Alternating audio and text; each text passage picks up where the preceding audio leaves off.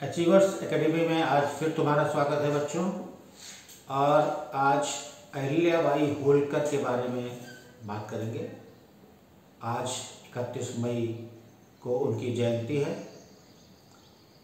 आज से लगभग 300 वर्ष पूर्व सन 1725 में महाराष्ट्र के अहमदनगर में अहिल्याबाई होलकर का जन्म हुआ था। उनका जन्म एक छोटे से किसान परिवार में हुआ था और वो अपने परिवार की इकलौती बेटी थी।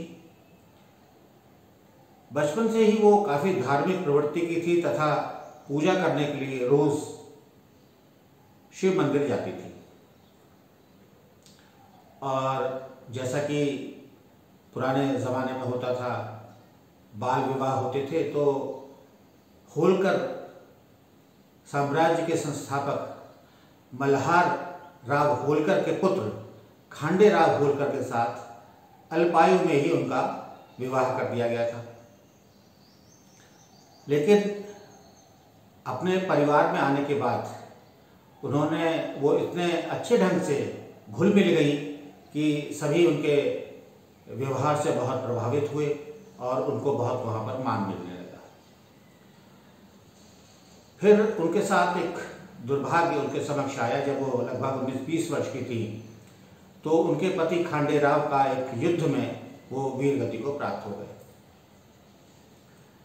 और लेकिन इसके बावजूद अहिल्याबाई राजकाज में रुचि लेती थी और वहाँ की तमाम चीज़ों में, तमाम बहस में शामिल होती थी। कुछ समय बाद उनके ससुर का भी निधन हो गया। इसके बाद उन्हें मालवा राज्य की कमान संभालनी पड़ी। इसके पूर्व उनके पुत्र और पुत्री भी पैदा हुए थे और वो इतने दयालु प्रवृत्ति की थी कि अपनी प्रजा के लिए वो कुछ भी करना चाहती थी। इसके लिए उन्होंने अपने प्रजा के लिए, अपने आमजन के लिए तमाम कल्याणकारी कार्य किए, जैसे उनके लिए मंदिर बनवाना, घाट बनवाना और कुएं आदि खुदवाना। इसके अलावा वो भूखों का विशेष ध्यान रखती थी, उनके लिए अन्न बंटवाना, उनके लिए प्याऊ की व्यवस्था करना। तो ये सारे जो समाज सेवा के कार्य किया करती थी अहिल्याबाई, तो उससे प्रजा में उनकी काफ़ी वाहवाह होती थी। अहिल्याबाई होलकर ने विशेष रूप से महिला शिक्षा पर काफ़ी जोर दिया, क्योंकि वो चूँकि अल्पायु में ही उनका विवाह हो गया था, वो भी बहुत अधिक नहीं पढ़ पाई थी। तो उनका मानना ये था कि यदि कन्याएं और बच्चियां पढ़ेंगी तो उनका परिवार में एक स्थान होगा और वो आगे भी बढ़ सकेंगी।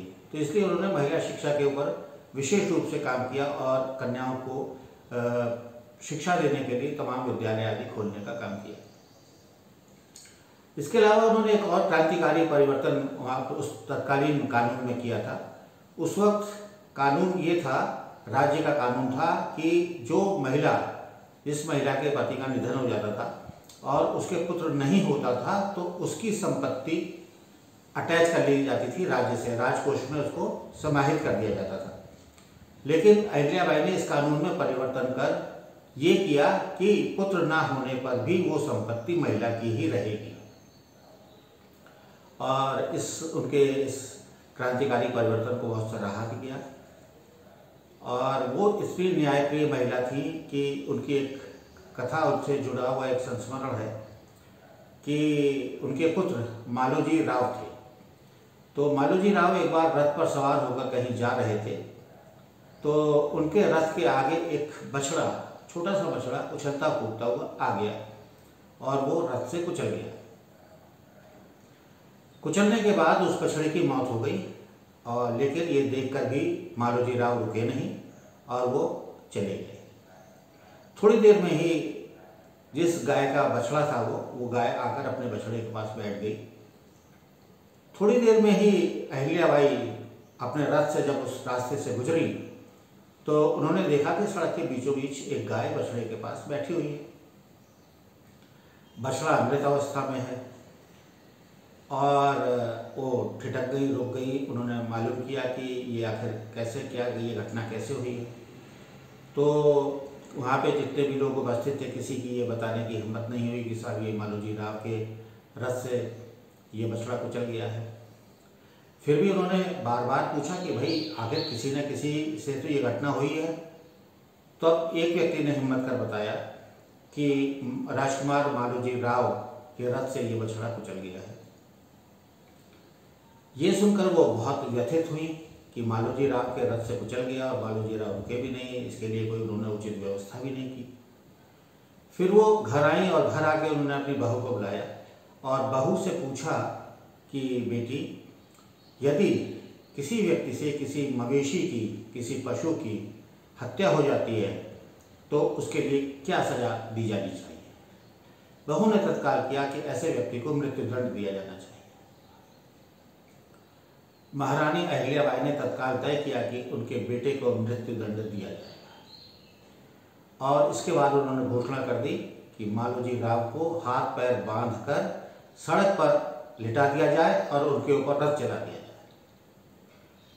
लेकिन उनके राज्य का कोई भी दरबारी उस रथ की लगाम पकड़ने को तैयार नहीं था, जिससे मालोजी राव को कुचलने की बात कही गई थी। जब महारानी ने देखा कि कोई भी व्यक्ति रथ की लगाम पकड़ने को तैयार नहीं है तो उन्होंने रथ की लगाम पकड़ी और रथ पर सवार हो गई। जैसे ही उन्होंने रथ को आगे बढ़ाया तभी वही गाय, जिस गाय का वो बछड़ा था, उनके रथ के आगे आके खड़ी हो गई। अब महारानी कभी दाहिने से उसके आगे निकलने की कोशिश करती तो वो दाहिने खड़ी हो जाती, बाएं से निकलने की कोशिश करती तो वो गाय बाईं ओर खड़ी हो जाती और उनके रथ को आगे नहीं जाने दे रही थी। तब सभी दरबारियों ने एक स्वर में कहा, महारानी, इस गाय का ये संदेश है कि आप अपने पुत्र के खून से हाथ न रखें। मालोजी राव को माफ़ कर दिया जाए, अब वो काफ़ी मैच्योर हो चुके हैं, चीज़ों को समझ चुके हैं, आगे से उनसे इस प्रकार की कोई गलती नहीं होगी। तो बच्चों, इस प्रकार की न्यायप्रिय थी महारानी अहिल्याबाई होलकर। धन्यवाद।